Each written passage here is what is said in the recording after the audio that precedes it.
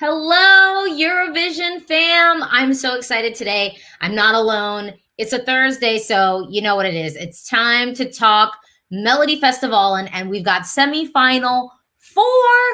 This is a heavy hitter semifinal. We've got the Mamas, we got Eric Saade returning, we got Tess from Alcazar. Like, we've got some notable names, but we also have some debut artists that I think are pretty interesting and definitely worth mentioning. So I'm going to kick this off the way that I normally do since I'm not alone. Okay. All right. Who's next to me? I think that's you. This is Ben Robertson here, ESC Insight. I've now heard all 28 songs. I've heard a Melodifestivalen winner. Oh, that's a good point, Ben. Hey everyone, it is Miceal here, founder of Eurovision Hub. And I can't believe that we've heard all of them, and we have heard Sweden's entry for Eurovision 2021. We just don't know which one it is. Or do we?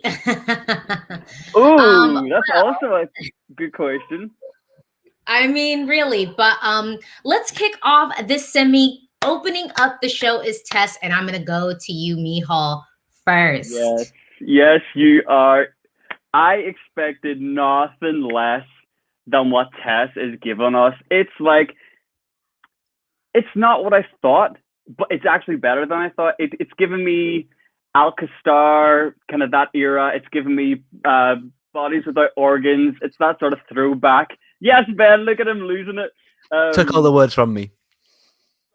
Sorry. It's with that talky singing, and then it goes off in the chorus. What's the I feel love, I feel love. That's the hook.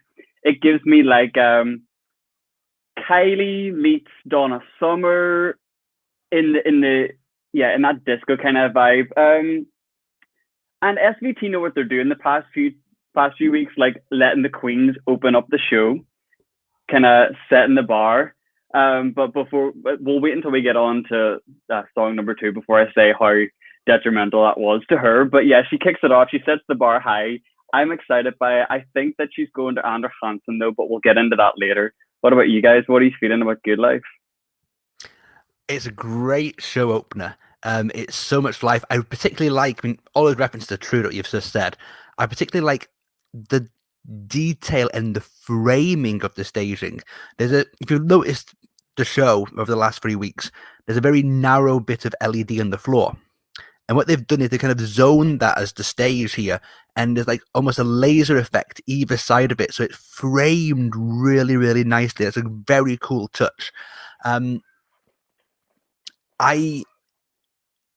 think this is the kind of thing. It's not. You mentioned all the disco references. It's a step away from the infectious chorus, Schlager undertones of Alcazar, but I don't think that's any worse for it. This is very much the song that I expect will be in H&M for months and months and months after this. This is on the money in that regard. I enjoy it as a song and as a production, and it's a great way to kick things off here. Yeah, so I think Tess is really staying true to herself. I think she is completely like marketing to her target audience, which I think is super smart. And I do agree with everyone. It's definitely the way to kick off the show. I'm loving it, but I have to say, I have to call SVT out because they always do this to the performers of a certain age and make them dress so matronly. Why does she have pants on? Why can't she have like a mini skirt or some legs? Like, I feel like she's so iconic with her legs, and we got the latex party on front. I just want the party to continue to the bottom. You know what I mean? I don't need these like mom high-waisted wide leg pants. But honestly, I really do love it. I love the staging. Yeah, I think this is definitely the way to kick off the show. And just to do a quick room reset, we're talking about Melodifestivalen, and we've only spoken about Tess. So I'm going to move on, and we're going to talk about Lovad. And I want to kick off talking about Lovad. I really loved her previous catalog. So I was kind of curious to see what she'd be doing for doing at Melodifestivalen. I wasn't necessarily clocking her for someone that would, even necessarily go Anders Hansen or go direct to the final, but I was really curious about the song that she delivered because I love her vocal and I like her kind of cool girl style. And I like this song. It's coming after Tess is doing it no favors, but I do actually really like it. And I think that this song is going to be my Molyneux from last year. It's like the song that like I still listen to like past Melodifestivalen that didn't advance, but that I just like. And I think that this could be that. So yeah, what do y'all think about Lovad? Am I right in thinking that this is also like Molyneux semi-4 drawn second in the running order? So you've Come got on, a whole it's like, let's comparison. Yeah, basically. And Sweden does put this kind of song second on. For me, there's a beautiful build here, and how they've done the pre-recorded dancer alongside Lovad is a really nice touch. Those people who haven't seen the clips are out just now, but I imagine they're going to show that, and it's a very nice effect. It's very artistic. There's a definite sense of storyline here. There's a, I can feel the relationship tension in this. One of my favorite lyrics of the competition, I have to say. But that final minute, we've heard all the 3 minutes of the songs, is a little bit pedestrian. But my favorite thing is in all of this, close your eyes while you're listening to it. Close your eyes, because I think it's Molly Sandén singing. The voice is that's not a bad comparison, because that's not a bad comparison. I don't disagree with you on that. Miceal, what are you thinking? Because I know you already have notes. I have notes. Lovad was not someone I was remotely excited for. There's a lot of artists like that in this semi-final. Her and Clara, for example. I wasn't excited. I had a feeling I wouldn't like it, but I'm surprised because I do. And I think what sells it is her and her voice. There's so much control. It's so rich. The tone of it, like maybe we could compare it to Molly, but that's what sells it. And it's all in Swedish, but I feel it. I know what she's singing about. I get it. But I do just think SVT did her so dirty by putting her after Tess, who's up here in studio, like 54, going for it. And then we take the energy way down. And is that the part where people just sort of tune out? But yeah, I did mention about the dancer effect with Daniel, and that's quite cool. But what I will say is that I didn't switch off. I watched it with my mom, and usually she's like, "Nah, Miceal, let's go to the next one." We watched the full thing, and she actually said she preferred this over Tess, which I was like, "Oh." So we never know, but I'm saying it's not qualifying to Anders Hansen or direct to final. Sorry. All right, so let's move on. Efraim, love his vocal, loved his catalog prior to. Miceal, I'm going to kick it off with you because you think that Efraim might sneak in and go like Anders Hansen. So let's talk about it. Yeah, so even before we had the snippets, me and you kind of talked, and we were like, so who do we think is going to go based off names and their back catalogue? And Efraim Leo is the person who I thought is going to get the spot in Anders Hansen, and I still think that after seeing his performance. There's a demographic for this. SVD have ticked the box with having him in the lineup. Imagine when they're giving out the vote numbers and they hear his song amongst that lineup. It stands out. There's nothing quite like that, the semi-final. And he's a vocalist, and he can sing. He's got range. He's got control, and he's allowing dancers. He's allowing the dancers to do their job. He's not trying to act like a dancer. He's just, and that's what I appreciate. He's doing a little bit, but he's letting the dancers, which a lot of artists don't do. So I appreciate that. This is going to Anders Hansen. Yeah, so important. Okay, Ben, what's your thoughts? Well, actually, I'm very lucky because I get to actually hear the songs in the Wednesday reveal as well. And on Wednesday, Karen Gunnarsson was presenting all the songs to us, and we were listening via Zoom to all of them one after the other. And Karen comes and said, "Ooh, this is one that came through Mello Collo, which is the songwriting camp SVT organized." And she said this quite proudly, and then the song came on, and my first thought was, yep, that's a songwriting camp song. There's a very strong touch of Danish Melody Grand Prix about this. There's almost like there's a perfectness in the production that I find a little bit fake, a bit like what David Lindgren brought to the contest a few years ago. With Efraim, vocal is fine. I do have a question about when he's trying to dance at the same time, though, because he is trying to do a little bit and he doesn't look good enough. And if you compare him to somebody else who's in this same semi-final, who knows exactly how to move, he is outclassed in this field. And I mean, it's not really a problem with the app because you can vote for multiple people on the app, and this is the kind of thing a little bit similar to Anton Hagman. That there's going to be a little core demographic of younger voters who will happily vote for this. This would be a surprise to be significant to the competition. So we're going to move on. We're going to be talking about the mamas. Now, I did do a little Twitter voice memo about the mamas, and I almost did a voice memo about Eric, but then I was like, at this point, I'm just going to save it for the stream, save it for y'all, because that's what we're here to do, is talk to y'all. I'm going to kick off talking about the mamas. I'll just say 3 things. I think the styling is better than Move. They pop on stage. Their bodies are showcased. You can see them. There's no darkness.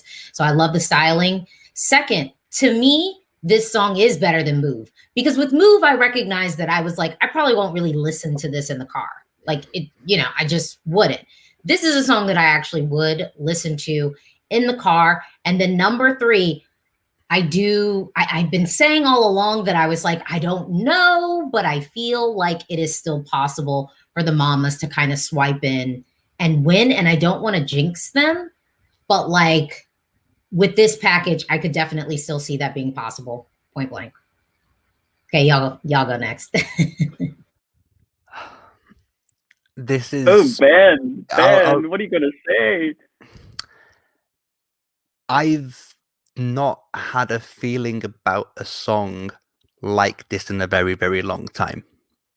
I heard it yesterday, and I don't know if it's my preconceptions about the mamas or Move or about what I wanted them to bring in 2021, but I was cold yesterday. Really cold. I thought it was too slow. I didn't think it got anywhere. I thought, sure, the harmonies are gorgeous, but it felt like it was weak. It felt like it was, that kind of moment in a recording studio you like, but then actually the song isn't worthwhile and should be just left to bed or put on the album. And it has a lovely little key change to the end, but actually it whimpers out for the last little bit.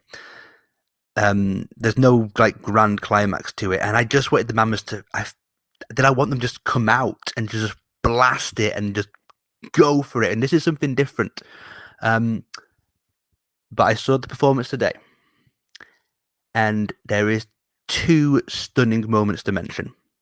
Firstly, how the pre-recorded segment is at the start of the song, and they're in the same costumes, and the screen turns to white, and it suddenly shows them in gold glitter, fabulous dresses, and you just had this moment of, yes, that is exactly what I'm looking for here. And it continues on. After the key change, you've got this. It's a weird because you would never do this in an actual show, but because there's no audience, they're all turned to sing to each other, and the camera pans around them. And I've had goosebumps before. It wasn't goosebumps. I got this glow inside of here, wow, I want to be with them. I want to sing with them. That is just so lovely. And that human emotional response of, yes, guys, I love that. I love you. I haven't felt that before. I can't, never. So are you sold now after the performance? You can't leave us hanging, Ben. What's your final verdict? Final. I suspect lots of people living here will feel the same. Certainly on Saturday night. Whether it has the legs in 2 weeks' time, I think's a little bit less certain. But certainly on Saturday, I think it could comfortably win this Saturday, but perhaps would lose to Eric in 2 weeks' time. Okay. I was covered in goosebumps. I was smiling like a loser. I felt all warm. They have so much presence. They are a presence. And I think, like, finally, I think the song matches the Mamas. Move didn't match the Mamas, whereas this one, the warmth and the genuineness and the humility of the Mamas now matches the song. They're married. This is great. I don't want to talk about too much. I don't want to talk too much about the pre-recorded moment in the beginning. I don't want to spoil it for anybody who's going to watch it. But I loved it, and Eurovision fans, Melfest fans will eat that up. It's just the perfect little nod to what happened. You know, the dark days are coming to light. You know, and they're wearing gold. I said this on Twitter earlier because who's tired of winning? Not them, honestly. Like they're in their winner's attire and they're stars in the staging. Like they're bursting with like all their star quality. I clicked with this song faster than I did with Move, and that's how I know it's good, because then I grew to like Move, so I'll grow to love this one. Yeah, I just said that they're a presence for sure, and there is a part in the middle 8 where you say they kind of shy away from a key change, and I did feel that as well. And there's a moment where I know they're vocalists, and there could be just a few more added harmonies in there. I was like, why are you all singing the top line, ladies? We know that you can all harmonize in this moment. But yeah, they're going straight to the final, and I would call this the winner, maybe. Look, I want to say, Miceal, you were on my last Zoom party, and Ben, you'll have to come to the next Zoom party. And Ewan said something really interesting about Lithuania, sort of the expectation and really just possible return artists to Eurovision. And it's crazy because I wonder if the Mama saw that, or the staging team for the Mama saw that, because literally they kind of are doing that evolution. They're not pretending like last year didn't happen. And it's so impactful. Oh, it's so good. So let's transition, because we got 3 other artists to talk about, because we were just talking about what was in the middle. So Sannex, and I'm going to kick off. I said that Sannex, I thought, was possibly one of our Anna Hansons. I will say I didn't love the song. I was expecting a song that maybe had a little bit more sense of humor to it. I think in the lyrics it's there, but in the staging, it didn't feel as like high energy fun as I was kind of hoping to see from them ultimately. But I do still think that this has a chance to go Andra Hansen. Ben, what do you think about Sannex? What are your thoughts? Andra Hansen should be an absolute certainty in this one. There's such a longing here, and I think there's maybe a bit of a understanding of where Sweden is in the world right now, in that people are wanting to get away.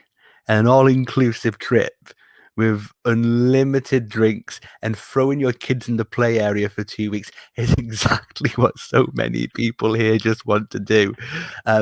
Right song, right time, right place. I agree about the staging.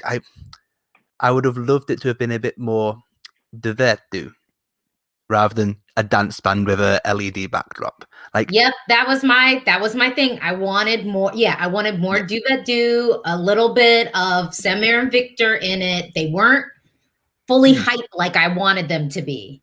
You know, like you've got a whole song about basically going to Gran Canaria. The Swedes go to Gran Canaria all the time. That and Thailand are their 2 like Swede destinations, and like you want to go there, sit by the pool. Like, why are they still dressed as a dance band? Get yourself in your beach clothes. Get yourself stripping into your swimming trunks. Go for it, because you don't have a song that's don't take this song too seriously. Make it into something where everybody's going to just enjoy it, because otherwise you risk that people think it's just not right. Go and hit it completely hard. There'll be people who will be needing this. We've seen before, I remember Fool Dance qualifying in semi-final 4 a few years back. By this point in the show, people are looking for stuff like this. There's an audience across the entire country. If it isn't Andra Hansen, there will be staggered. Oh, guys, I'm not on the same page with this song as you. I am a big dance band fan. I'm a big Schlager fan. But where is the dance band? This is not dance band. I feel a bit conned. First of all, the title's called All Inclusive, and there's nothing all inclusive about. Where is it? I'm not hearing anything. It's not what I was expecting. I can't see it qualifying. You said a lot of people need it. I don't need it. We got our dose of dance band with Arvin Garna. I'm never saying that right. I really hope one day I will. But you can't even hold a candle to either of those two bands. Sannex looks like a tribute band compared to them, honestly. So I was just like, it's an opportunity lost, I feel, friends. Honestly, it's an opportunity lost. We could have came with as you say, this time people want the party, people want that nostalgia with the dance band. They didn't bring me. I honestly can't.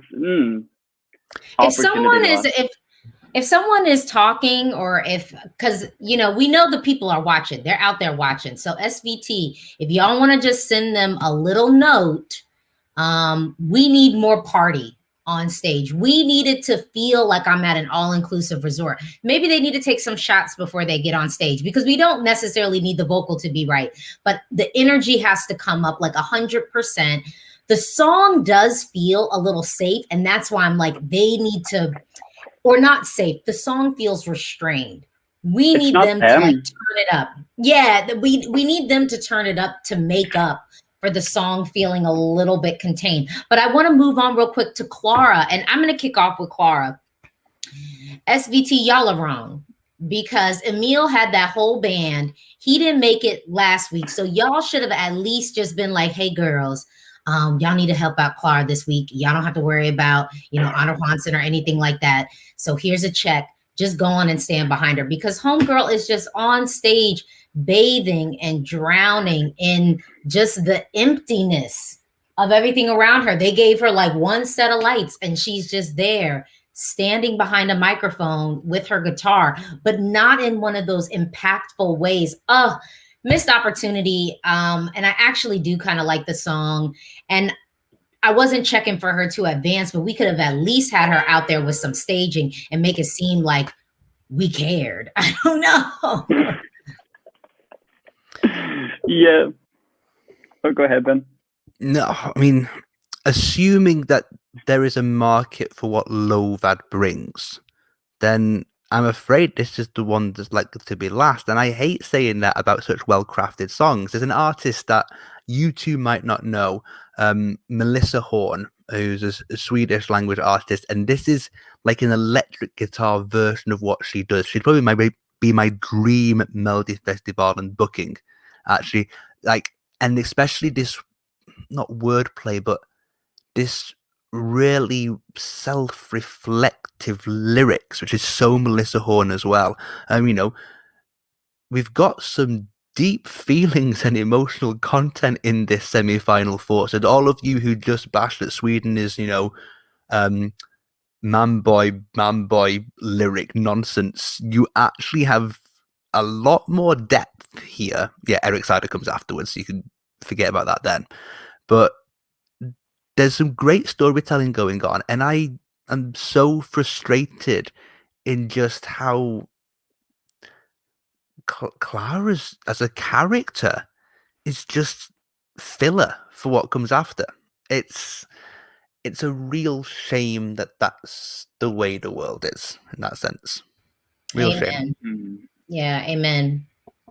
Yeah, it certainly feels like that. Her and Lovad were the ones I wasn't looking forward to. I kind of ruled them out in my head. But again, this seems to be working because I like the song. This song would fit with Anna Bergendahls' discography. There's hints of like a Schlager melody in the verses and at times. And I think it's Bobby Lindgren's influence with being part of the team. The staging, that's what I just wrote. I just wrote staging, like, God love her. She's got one big light shining on her, and it's just shameful. Not fair. Yeah, it's shameful. I mean, they could have at least tried. And again, Emil's band was there last week. Y'all could have just called them up, said, hey, like, Clara needs y'all. Just help a sister out and like hook it up. But they really just have her alone on stage. And when you see all that they can do, it just makes staging like this so glaringly wrong. You know, just so wrong, because it's like, okay, wait, no, you didn't just show me all of that. She could have had some smoke. They could have put some smoke on the floor or something. I mean, Alesia, you said something so true in one of our videos last week, and it was Estonia's national final. You said camera angles and lighting are free. Free. Free. No charge. You can just play with them for free. SVT, yeah, it's not fair. It's definitely put something on before we get to our big pimp slat, the blockbuster performance. Warm them up, you know. Yeah, so I'm gonna just kick off. Let's just talk about it. So I have a confession to make. So here I am to repent to y'all. I was not checking for Eric Saade. I didn't really care about what Eric Saade was gonna serve. I wasn't really interested in what Eric Saade was gonna serve. But let me talk about the positives. The song is really good. The staging is really, really, really good. I like the way he looks. I'm liking the meaningful movement, the contemporary dance. This is a song I would definitely listen to. I sit here, I eat crow, and I will talk about the positives, and then I'll get on to my critique, but I'm going to pass it to you, Ben. Talk to us about Eric Saade. What do you think of Every Minute? I think when Eric Saade was saying at the very start how he wants to show a new direction in his music, that is exactly what he's doing here. Staging wise, you are watching possibly the most effective Eurovision staging ever in terms of it being like a music video. The way what you've got here, that they've completely framed off with a little white block on the floor so that you've got a very set area that is visible, and that is it. The actual use of the cameras as well, like Eric's got this funny like half cheekiness and half like the smoldering sexiness, and it's just that right balance in how he looks at the camera, that means he gets away with it, that other people wouldn't be able to do so.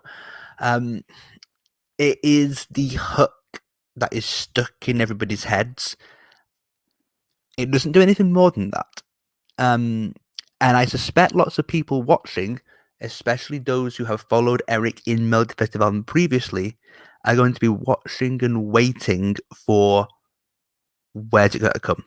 Where is the big finish? Where's the big finale? And there are very intricate moments. It's actually got the highest number of camera cuts this year of all the songs. But all of those camera cuts happen in only like 3 or 4 seconds.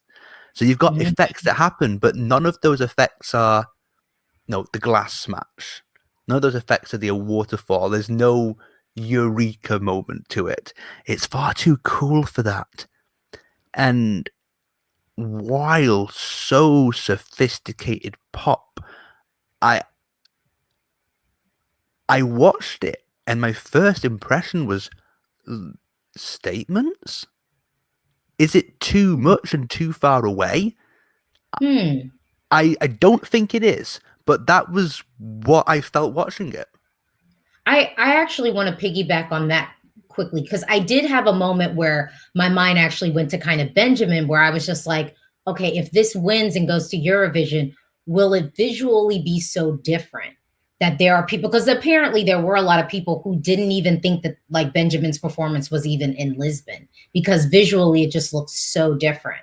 So I wonder, but in a year, but then I was like, well, in a year to have anything that is visually different because of COVID, that won't be the thing that penalizes you or makes people kind of tune out and think, oh, this is just an interval act or something like that, because we know that there are probably going to be some countries that don't travel to Rotterdam and do broadcast. I think the other piece I wanted to just like kind of piggyback on what you said was, I don't know, Michal, you go, because I do have a critique. Yeah. You have me a critique too. with Eric, so or should I just say it so I can be the bad guy? I mean, I think we're going to talk about the same things. But I'll say what I like. I like the fact that this doesn't sound like it has come from the Melfest songwriting camps that you spoke about, Ben. Preach on it. Preach on it. That's what I will say and give massive credit and due for, because it doesn't sound like it's been calculated and formulated for the contest to then go on to Eurovision. It hasn't ticked boxes. In fact, it's gone the opposite way, which is a risk, and it could. I see what you mean about statements. It could go down that way, but I think we're safe with this. It's got a lot of really interesting elements. What I'm missing is this Oriental thing that he spoke about. Where's that? I was like, no, it's not that.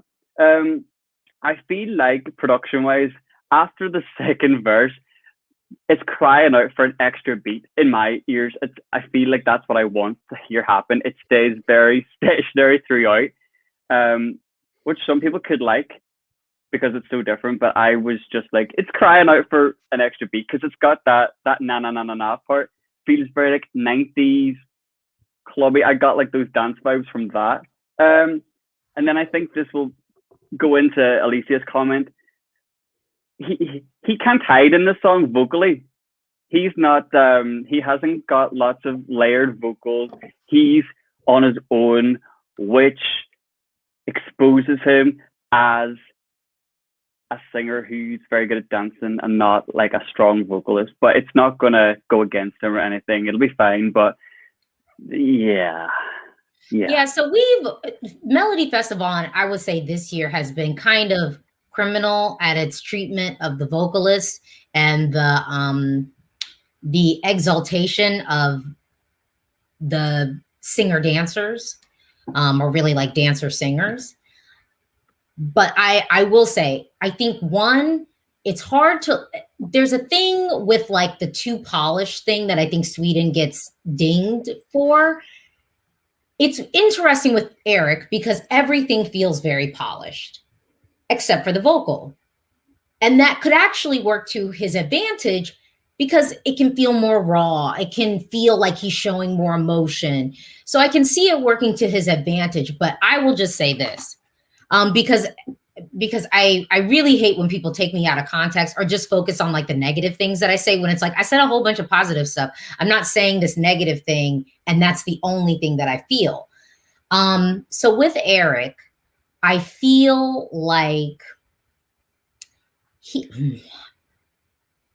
if this song were sung by Danny Saucedo, same staging, say everything, and it went to Eurovision, I would feel like, Sweden could win again. Like where it stands right now in the competition. We don't have all the songs, but it would be a threat because not only are you getting this kind of slick staging, you're getting this vocal to kind of back it up. And that's scary. You know what I mean? Scary in a sense of like, okay. Okay, so you want to win.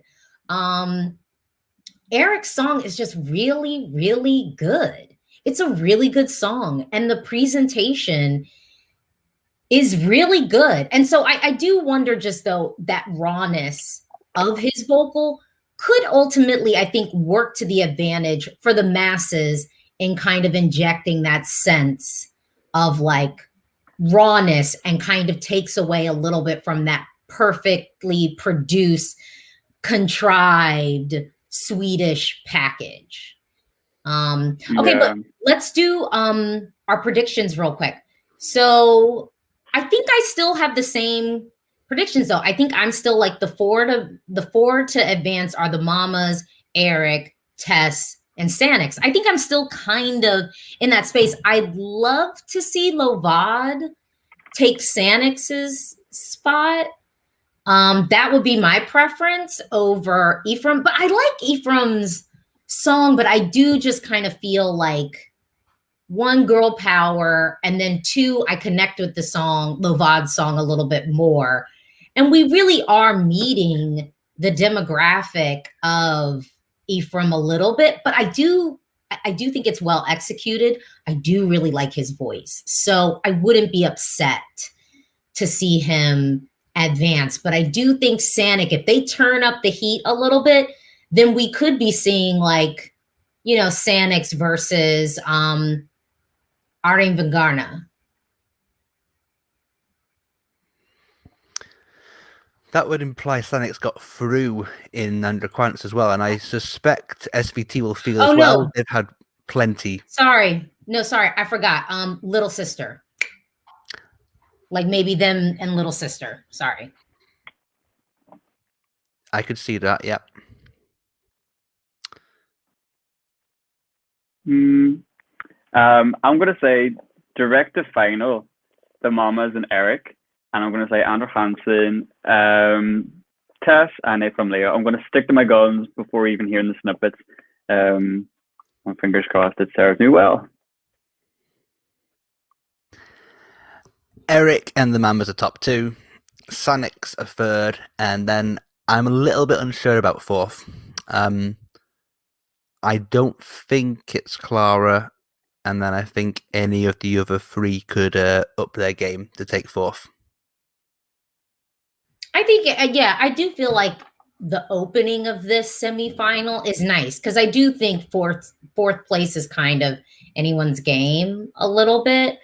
I do think Tess is going to advance, but technically we have all of the Melodifestivalen songs, and I know that there are some folks like, so we can hop into the comments. Olivia says, at this point, I feel like this year's Melfest win is Tuesday's to lose. I don't know if I'm there. I think I hopped into this year feeling like this year is really Daughters to lose, because she came second last time, and there's a little level of like, because I think with the Mamas, there is a barrier of the fact that they did win last year. Whereas with Daughter, there's a little bit more like, oh, I really wanted you to win last year, and you were only 1 point away. So to me, I kind of saw this as Daughters to lose. And I think that that's still right, even though the odds have to say above. But the odds for Melodifestivalen are kind of funky because, I mean, they thought that like Nana was going to win. And he didn't. So I don't know. I'm still in that. What do y'all think? Well, the thing with the odds this year, and because we heard Tuss's song and we thought it was perfectly fine last week, but I don't think any of us then were extrapolating that to be this heavy favourite right now. The reason that's happened, well, one of them at least, 2 little bits of stats came out immediately after Saturday's show. One of them, it was the record amount of money raised to charity in a heat since 2012.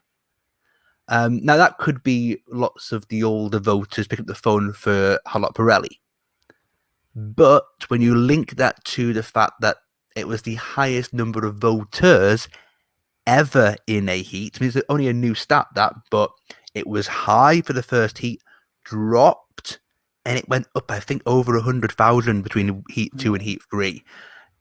So all of those extra people came in to vote, and the assumption was therefore they voted for Tussie. So it's the maths that is speaking out here. But that happened a little bit last year. Within the press bubble last year, the Mamas were not being hotly tipped. Right. It was Dotter and Bergendahl going up against each other most of the way through.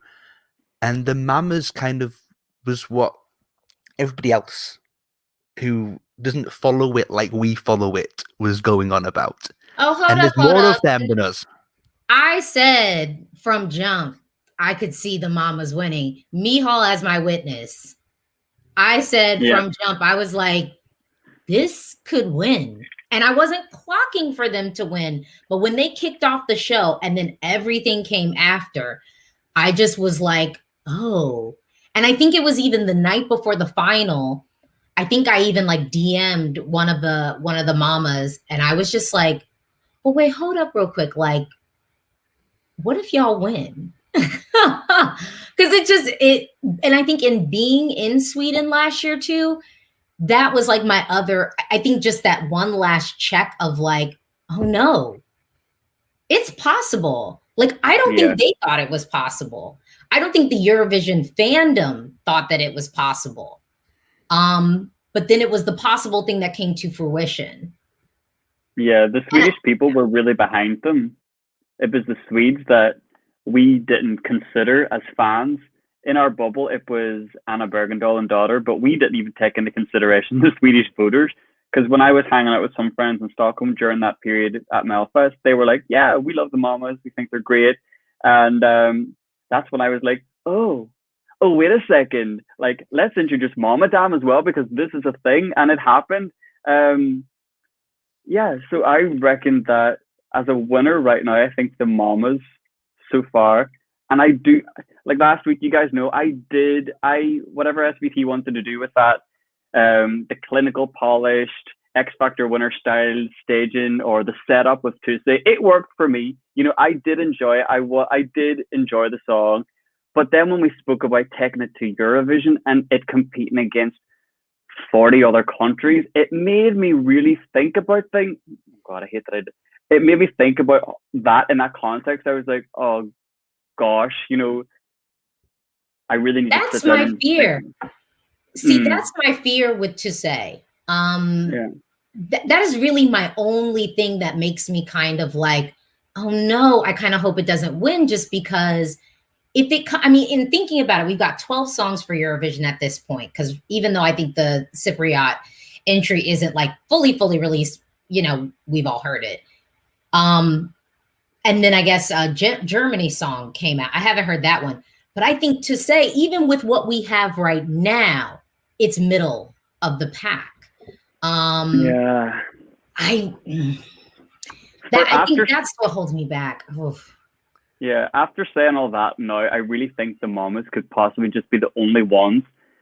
Because who's doing it like them? Like so far that we know, you know, there isn't no one. You know, we can say what we like from Belfast, but the bigger picture is Rotterdam.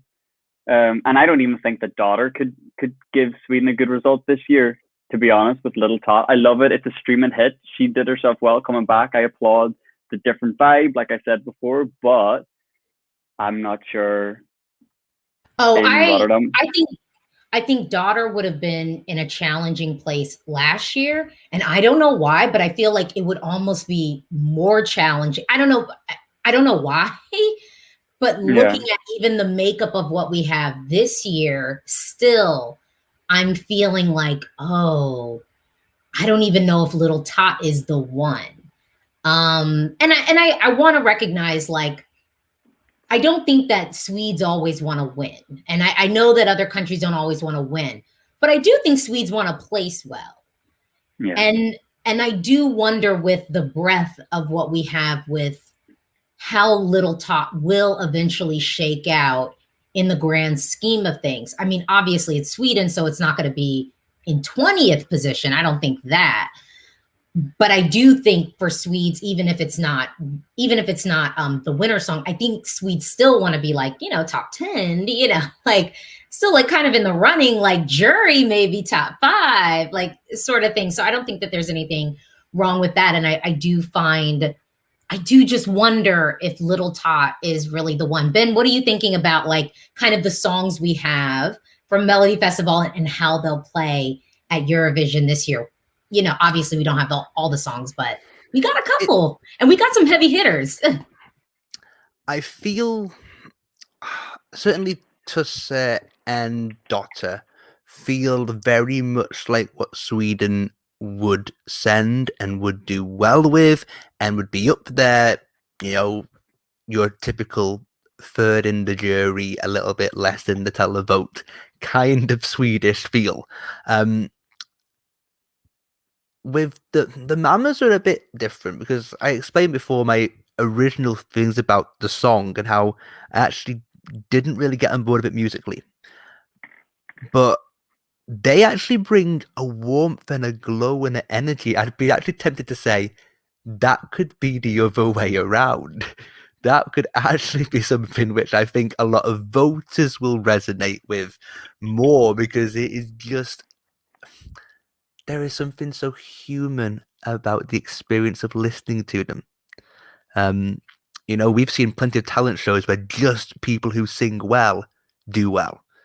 And Eric Saade, I just have absolutely no idea. It is it's quite arresting still, having watched it 5-6 times. It is still, I don't quite know. I know it's good, but I don't quite know. I don't know if it's respected in that sense. It's looking unlikely that Bjorkman's on for number 7, which, gosh, it would be a story that. I will say the songs that gave me like, ooh, I'd be curious. So just songs. Actually, no, let me say songs and staging. The songs and staging that made me kind of like, ooh, for Eurovision, that I felt like, okay, that might be something. Definitely the Mamas, because I don't think anyone's really going to give us anything like that. I think the closest thing would be Destiny. I think the closest thing would be Destiny, but I think even Malta's going to mix it up a little bit more this year. And I think, Malta's definitely going to play a little bit on the dance and the pop element of things. They're not going to do My Dream, which would be just straight up doing like a 90s house, like have her be like the belting girl and then the dance. That's what I really feel like they should just do. And I think it would win. But I think Eric's song, to me, I was like, oh, this could really like blend into like a Eurovision song, like playlist that I would have. And I could hear it competing. Little Tot, I see it in there, but with so many of the girls, I think there are times that I would skip it. Like, I think not totally, but I think that there are times that I'd be like, oh, I'm just waiting to get to, Lithuania, or I'm just waiting to get to like Ukraine, like just kind of sonically wanting like a break from sort of a female vocal even. Or I should say like a solo pop cool girl female vocal. I think I'd want to switch. And I do think that there's something about what Eric is serving that I wouldn't be mad, even though it's a dude, like, and the song is in English, I almost wouldn't be mad at them sending it. I don't think that Sweden will. I do still think it's the mama's daughter and to say, I do still think it's kind of down to that trio. But I'll eat crow. I really like what Eric is serving. I just really do. And that's a very different question, because we started off this by talking about what would the chances be in Eurovision from a competitive point of view. And it would be unlikely for any of these to take enough jury and enough televote to be what brings Eurovision to Stockholm in 2022. So we should think about this in a different way. What would we like Sweden to be represented by? Because sometimes it's not what matters on the scoreboard that is the most important thing in the song contest. Eric would be bringing a level of mood to the show, which would be a benefit for those 3 minutes across the entire of Europe. Dotter, I feel, would be fresh. The lyrics would be a talking point as well. That would be something I'd love to see Sweden represented by. The Mamas, for the story, for the vocal, for the effortlessness and the coolness of it would be great. I don't feel that for Tusse. Tusse feels like the kind of Eurovision song other countries buy from Swedish songwriters. Amen. Yeah. You said it. And actually, the other thing, I said this to Micheal. I don't know if I said this on the stream. I just want to throw it out there because someone asked, like, if anything from Honor Hansen has a chance of winning. I'll tell you this. One of the best things for the Mamas potentially could be going Honor Hansen and then winning. Because it could be, well, they didn't just have it handed to them because they lost, they weren't able to go to Eurovision, and then they just were able to waltz into Melodifestivalen this year, on their red carpet with all of their hype as the reigning Melodifestivalen champs. I actually think I don't think it's going to happen, but I think the Mamas going Honor Hansen would almost be and if it happened, then I would be like, oh, they're about to win. Because the narrative would be, oh no, we let them go. Honor Hansen, like, no, we need to come back and like fire up, because there's that, I think that thing that goes off where when people kind of go, oh, we don't have to vote for it, it's just going to make it through, we don't have to do anything, and then you become kind of apathetic about something. And apathy, I think, is the worst thing that can happen to an artist at Eurovision. So I just wanted to throw that out there. But getting back to your question, Ben, I would love to see Sweden send the Mamas, because technically last year they didn't get the opportunity to do it. And I do think that this song is better than Move. And I do think it is one of the stronger songs. I think everyone was saying, well, if their song is the best song, Sweden wants to send the best song. And I think between In the Middle, Every Minute, and Little Tot, to me, those really are the best songs. And low-key, still young, I'm still singing it. I haven't even listened to it all day, and I could sing you the chorus. 'Cause we're still young. Like I can still, it's stuck with me, and I literally have not listened to it at all, like since last Saturday. So, and I think that that's something to be said too. Micheal, what are you thinking? I'm thinking along the lines of, when I watched the Mamas rehearsal, all the feelings I had for them about not getting a guaranteed pass to Eurovision 2021 came back, and I was getting not angry, but I was like, oh, it's just so frustrating that they had to go through all this, which makes me think maybe if I'm feeling this, maybe Swedish people at home were like, that wasn't right. We need to serve justice. So maybe that riles them back up again to pick up and vote and send them, because they voted for them last year, and this is a step up from it. And when you see their faces, there's a moment you just see Lulu smiling, and you're just like, oh, like it's just so human, so genuine, so warm. And there's, like we say about them, there's a familiarity that you just feel like, I know them, or I want to know them. And that warmth could definitely be what takes them to Eurovision. And I think that's what Sweden as a story, as an narrative, I think should send the Mamas. If we like the nice bow to wrap up this cancelled contest, not being invited back, it would wrap it up very nicely.